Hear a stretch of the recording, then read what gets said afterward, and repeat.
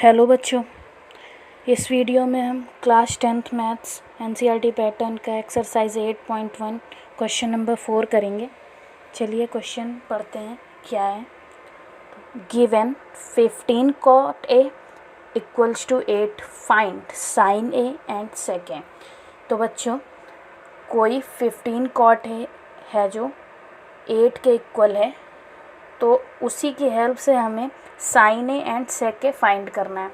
Okay, तो चलिए हमें पहले जो चीज़ दे रखी है हम वो लिख लेते हैं हमेशा की तरह। तो बच्चों, हमें क्या दे रखा है? 15 cot A इक्वल्स टू 8। चलिए हमने लिख लिया। आगे बच्चों, अब ये 15 cot A अटपटा लग रहा है। ऐसा करते हैं, 15 को हमें उधर ले जाना पड़ेगा। ठीक है, ऐसा अगर क्वेश्चन आता है तो 15 को उधर ले जाएंगे।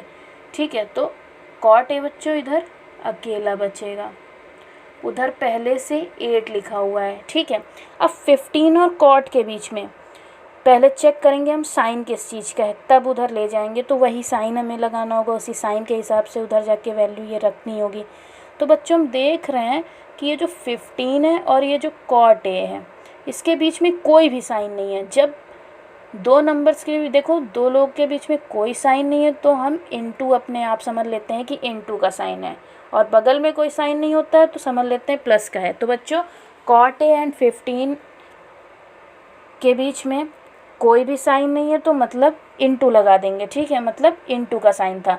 तो बच्चों, इनटू जब इक्वल्स टू के उस साइड जाएगा तो डिवाइड बन जाएगा, डिवाइड जब इक्वल्स टू के उस साइड जाता है तो इनटू बन जाता है, और प्लस इक्वल्स टू के उस साइड जाके माइनस हो जाता है, माइनस इक्वल्स टू के उस साइड जाके प्लस हो जाता है। तो बच्चों, इधर इनटू है तो इनटू क्या होगा? उधर जाएगा इक्वल्स टू के, तो क्या बन जाएगा? डिवाइड बन जाएगा। तो मतलब ये डिवाइड में मतलब नीचे आ जाएगा, साइन लगा करके अपॉन ये लिख देंगे। चलिए, हमने इतना सा वर्क कर दिया है, आगे बढ़ते हैं। अब बच्चों, पहले एक ज़रा सी बेसिक चीज़ जान लेते हैं। देखिए बच्चों, हमने आपसे कहा था कि हमारे इस चैप्टर में मेन क्या है?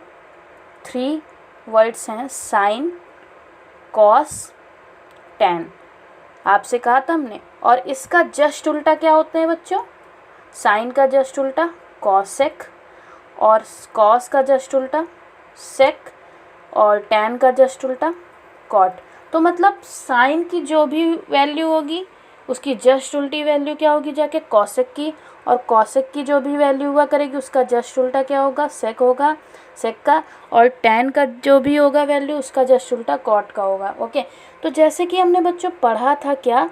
पाकिस्तान भूखा प्यासा, हिंदुस्तान हरा भरा। क्या पढ़ा था बच्चों? पाकिस्तान भूखा प्यासा, हिंदुस्तान हरा भरा। ठीक है, ये हमने पढ़ा था। अब हमने बच्चों क्या कहा था कि पहला बॉक्स जो होगा ये हमेशा हमेशा क्या होगा? साइन के लिए यूज़ होगा, दूसरा हमेशा कॉस के लिए यूज़ होगा, तीसरा हमेशा टैन के लिए यूज़ होगा। तो देखिए बच्चों, साइन के लिए क्या होगा? P अपॉन H यूज़ होगा। तो कॉसेक के लिए क्या हो जाएगा? H upon P। ठीक है, जस्ट उल्टा है ना। ठीक है, और उसी तरह कॉस के लिए अगर दूसरा बॉक्स B अपॉन H, क्या B अपॉन H यूज़ हो रहा है, तो सेक के लिए क्या यूज़ हो जाएगा? H upon B। ठीक है, जस्ट उल्टा चीज़ है ना ये इसकी, तो उल्टा ही सब कुछ हो जाएगा इसका। टैन के लिए अगर P अपॉन B यूज़ हो रहा होगा, तो अब आप अच्छे से समझ गए होंगे। तो कॉट के लिए क्या होगा? B अपॉन P यूज़ होगा। ठीक है, अब इतना आप अगर समझ गए हैं तो बच्चों ये क्वेश्चन आपके लिए अब हलवा हो चुका है। तो सबसे पहले कॉट के बगल में क्या लिख लेंगे? कॉट के लिए क्या यूज़ हो रहा है? B अपॉन P, क्योंकि कॉट जस्ट उल्टा है किसका? टैन का। और टैन के लिए पाकिस्तान भूखा प्यासा, हिंदुस्तान हरा भरा में से थर्ड वाला बॉक्स यूज़ होता था P अपॉन B। तो टैन का जस्ट उल्टा कॉट है, तो कॉट के लिए B अपॉन P यूज़ हो जाएगा। तो क्या लिख लेंगे बच्चों? B upon P।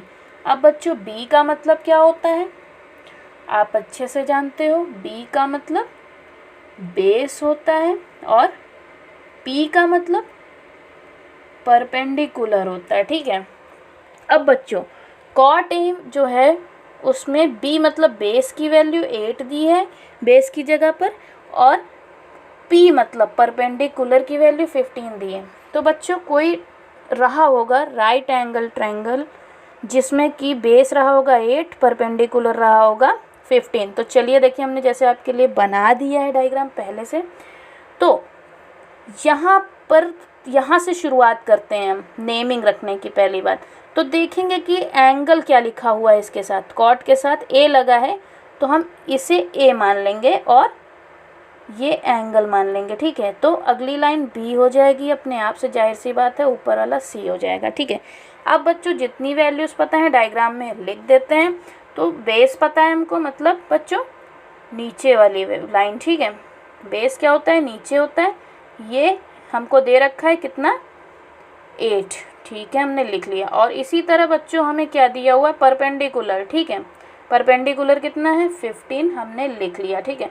बट बच्चों एक लाइन है जो नहीं दी हुई है हमें, कौन सी, ये जिसे हम हाइपोटेनस कहते हैं, ए से सी तक नहीं दिया हुआ है। अब इसे हमें क्या करना है, फाइंड करना है, ठीक है। चलिए फाइंड करते हैं।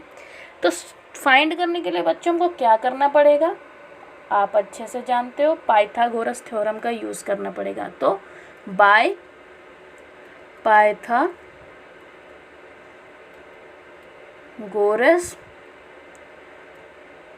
थ्योरम क्या होता है बच्चों, फॉर्मूला हाइपोटेनस का square is equal to base square plus perpendicular का स्क्वायर, ठीक है। इतना होता है। आप देख लेते हैं कि हाइपोटेनस कहाँ से कहाँ तक है, बेस कहाँ से कहाँ तक है और परपेंडिकुलर कहाँ से कहाँ तक है। तो देख रहे हैं बच्चों, हाइपोटेनस ये वाला होता है तिरछी लाइन, वो बच्चों हमारी ए से सी तक दी हुई है। चलिए लिख लेते हैं। तो मतलब कि ए से सी तक मतलब ए सी हाइपोटेनस है, इसके ऊपर स्क्वायर लगा है तो इसके ऊपर भी लगा देते हैं, ठीक। बेस कहाँ से कहाँ तक है, नीचे होता है, वो ए से लेकर के बी तक है। तो मतलब कि बच्चों ए बी हमारा बेस है, स्क्वायर लगा है, स्क्वायर लगा देते हैं। आगे बढ़ते हैं। परपेंडिकुलर बच्चों बी से सी तक है, चलिए बी सी स्क्वायर लगा है, स्क्वायर लगा देते हैं। अब बच्चों वक्त आ गया वैल्यूज़ पुट करने का, चलिए वैल्यूज़ पुट कर देते हैं। अब ए सी तो बच्चों को पता ही करना है, ये तो हमको पता नहीं है, मतलब हाइपोटेनस, तो उसे वैसे ही लिख देंगे। अब ए बी बच्चों ए से बी तक कितना दिए हुए थे, 8, चलिए लिख लेते हैं, स्क्वायर लगा देते हैं क्योंकि इस पर भी लगा था।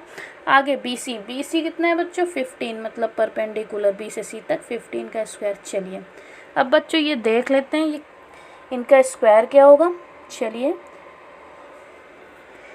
ए सी स्क्वायर इज इक्वल टू 8 का करके देख लेते हैं, चलिए दिखा देते हैं। 8 इंटू 8, 8 8 जा 64, चलिए लिख लिया, क्या हो जाएगा 64 प्लस 15, चलिए करके दिखा देते हैं। 15 तो 15 का स्क्वायर, 5 5 जा 25, 2 5 1 जा 5 2 7 1 5 जा 5 1 1 जा 1 5 7 5 12 कैरी 1 1 1 2 2 25 225 हो गया। अब बच्चों इन्हें ऐड कर देते हैं, चलिए 64 225 को ऐड करते हैं, 9 8 2 289, क्या आ गया बच्चों 289 ए सी स्क्वायर इज इक्वल टू। अब बच्चों क्या करेंगे, इसका स्क्वायर हटा के हम दे देंगे इसे रूट, ठीक है। चलिए दे देते हैं, तो क्या हो जाएगा बच्चों, ए सी का स्क्वायर हटा दिया है, सॉरी साफ कर देते हैं। चलिए ए सी का स्क्वायर हटा दिया और इधर रूट दे दिया 289 को। तो बच्चों एलसीएम हम नहीं करते हैं, यहाँ पे प्राइम फैक्टर नहीं निकालेंगे क्योंकि पिछले वीडियोस में आपको ये बात अच्छे से बता चुके हैं, तो आप खुद से करके देख लीजिएगा।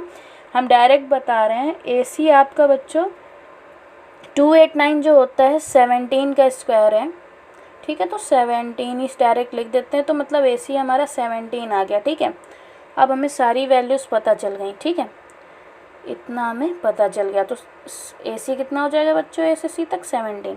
अब बच्चों आते हैं जो हमें फाइंड करना है, चलिए लिख लेते हैं। तो फाइंड क्या क्या करना था, साइन सेकेंड। चलिए यहाँ पे लाइन दे देते हैं हम, क्या फाइंड करना था, साइन, ठीक है, एंड सेकेंड। अब बच्चों इसके लिए जल्दी से हम पहले करेंगे क्या, एक बॉक्स बना लेंगे। क्या, पाकिस्तान भूखा प्यासा, हिंदुस्तान हरा भरा। इतनी बार बनाया है फिर भी आपको बना के दिखा रहे हैं ताकि आपकी इतनी ज़्यादा प्रैक्टिस हो जाए कि आप क्वेश्चन ना भूलें।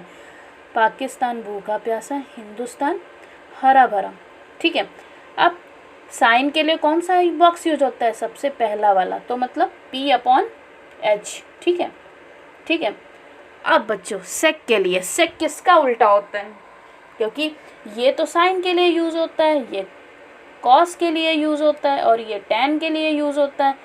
तो सेक जिसका उल्टा होगा उसी की उल्टी जस्ट वैल्यू लिख देंगे। तो सेक कॉस का उल्टा होता है, कॉस अगर B/H है तो सेक क्या हो जाएगा, H/B।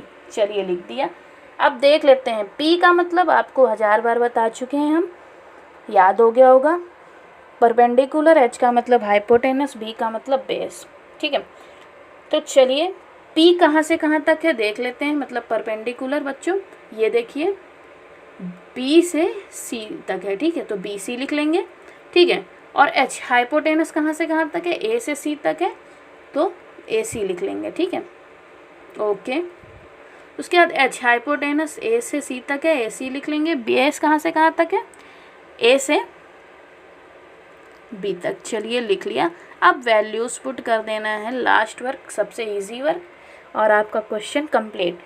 BC कितना दिया है, B से C तक, मतलब 15/AC 17, ठीक है।